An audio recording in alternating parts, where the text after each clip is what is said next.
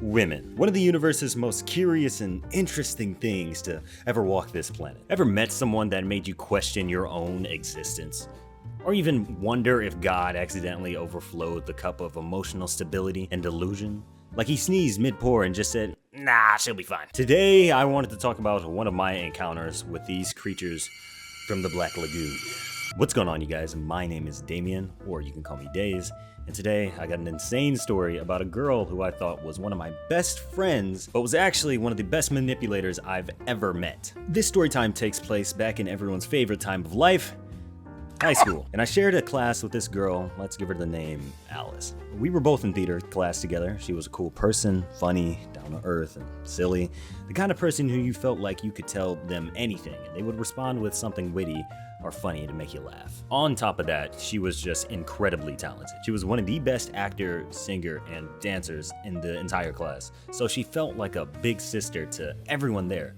And hell, a best friend to me. With that being said, there was no surprise that she was able to manipulate me into thinking that we're best buddies. Because she was already acting. To give you guys a little bit more background, she was dating my best friend at the time, and they were going through a falling out. And ironically, a little bit after this situation, that best friend, or my best friend at the time, me and him had a falling out too. So I guess, I don't know, craziness is tracks. Honestly, I should have seen this coming because he was dating the trauma queen. Just a message for all my men out there. Beware of the red hair girl. No, I'm not talking about that red-headed girl. I'm talking about that one. And if you forget, this is something simple to remember. Red hair, red flag. The first red flags I could catch off the bat was the shift in attitude whenever someone disagreed with her. God forbid you had an idea that was opposite to hers. The crazy part about it was she didn't say anything to you in your face, but as soon as you would leave the room, you would become her arch nemesis. And then, when you walked back in, y'all were best friends. Did I miss something? Let me ask two of the universe's most asked questions. First off, why do women go to the bathroom together? Are there tag team missions that take two to conquer on the way there, similar to a way out? If anybody can explain this phenomenon to me, I'd love to hear it. So let me take y'all to the night everything changed between me and Alice. So it's prom night, and I'm getting ready to go with a few of my boys. The main one I want to focus on was the best friend I was telling y'all about before.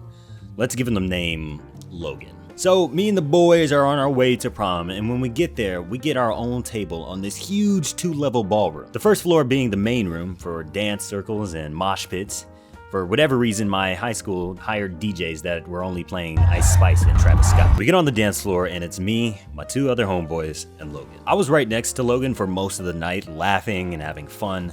And I stepped away for like not even 2 seconds because we got separated from the crowd. But heavy on the emphasis on the fact that I can still see Logan through the commotion. And as we're dancing to Ice Spice, I noticed that Alice isn't dancing too far behind us. She hadn't noticed either one of us yet while we were both jumping, but when she did, I can tell her whole entire mood switched. She didn't notice me, she just saw Logan, and when she did, she was fucking lit. She turned around and started screaming and yelling for him to get the fuck away from her and calling him a freaking weirdo. Let me remind you again, me and Logan were practically side by side the entire time we were there. So immediately I was like, yeah, no, this girl is not okay. Surprisingly, Logan didn't respond to her at all. I don't know if it was out of embarrassment or if he was just over the whole thing, but he just walked away or kind of danced away to another section. Alice had stormed off too with her little posse of friends, probably all headed to the bathroom together for whatever reason, to fend off dragons, I don't know. I checked in with Logan and asked if he was alright and get his point of view of what happened, and he said, I don't know, man, I was dancing, and the next thing you know, she was screaming her head off.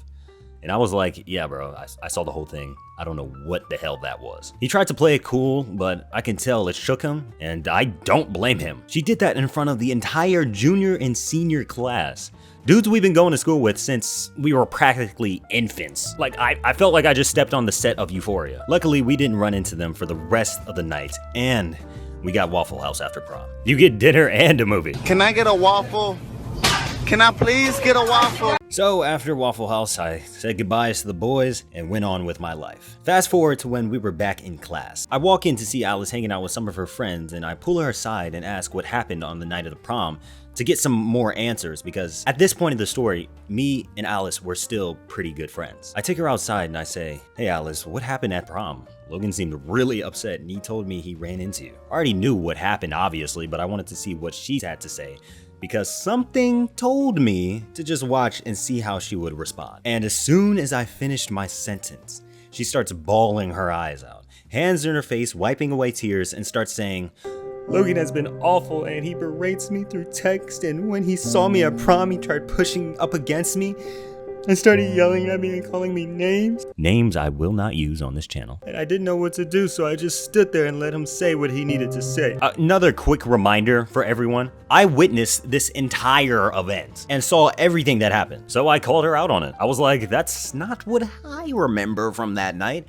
I remember seeing you calling him out in front of everybody. Calling him names, screaming.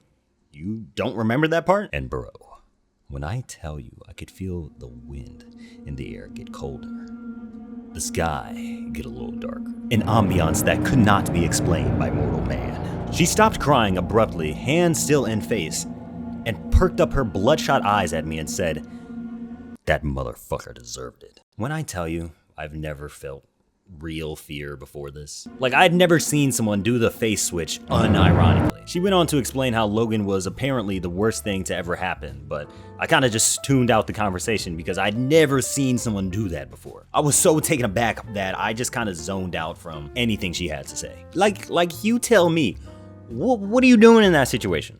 What are you doing? A best friend that you've had all high school code switches like that. Dude, I'm sharting my pants. I'm sorry.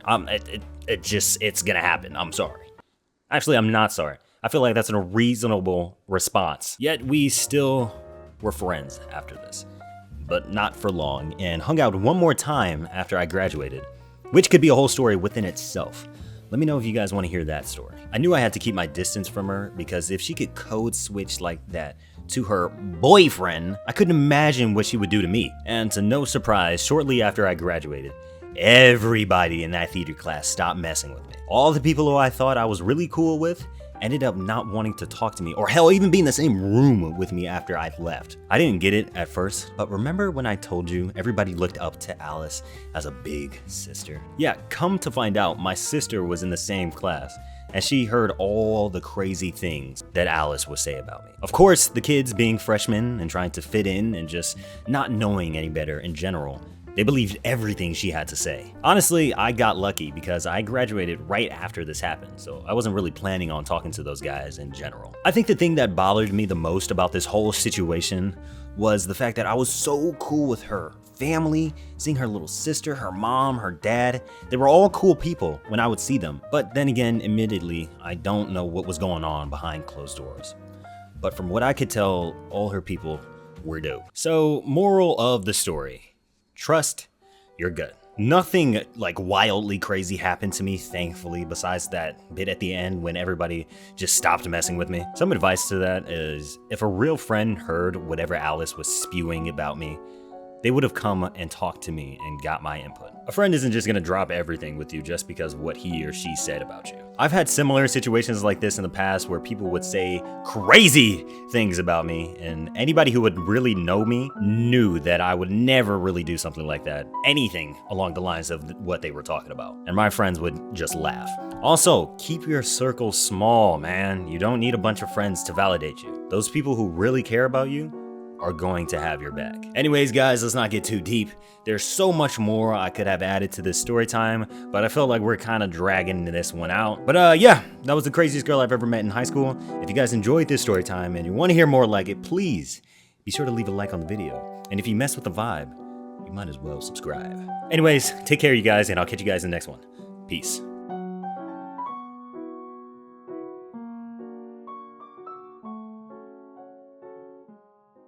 Does anybody actually know why girls go to the bathroom together?